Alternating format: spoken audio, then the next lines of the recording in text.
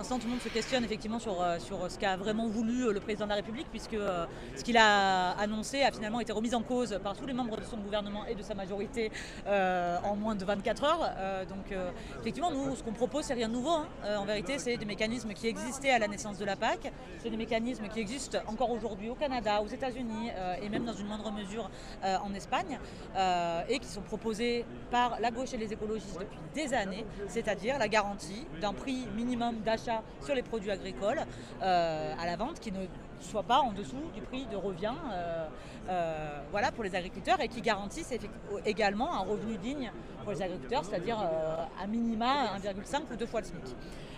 Donc tout ça, c'est ce que nous proposons dans une proposition de loi qu'on a effectivement déposée il y a une dizaine de jours, qui va être étudiée à l'Assemblée nationale dans le cadre de la journée d'initiative parlementaire des écologistes.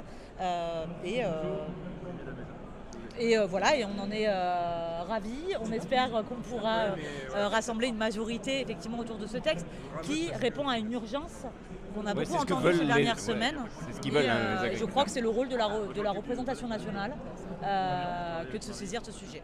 Moi, je trouve ça toujours utile de dialoguer avec autant d'acteurs.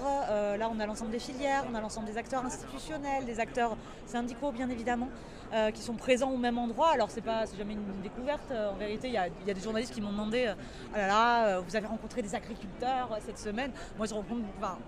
mes vraies rencontres, elles se font sur le terrain. Moi, je suis députée de la Drôme, grande région agricole. Et voilà, ici, on est...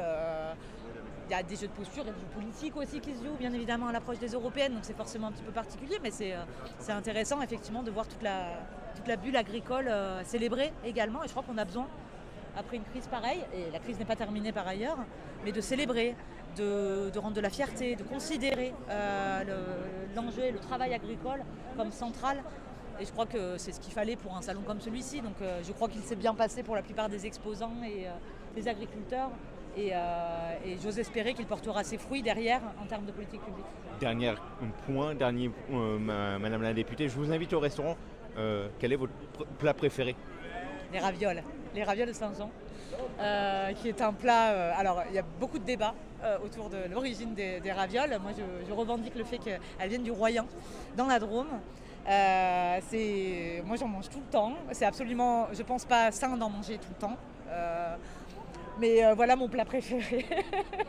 Merci Madame la députée. Merci à vous.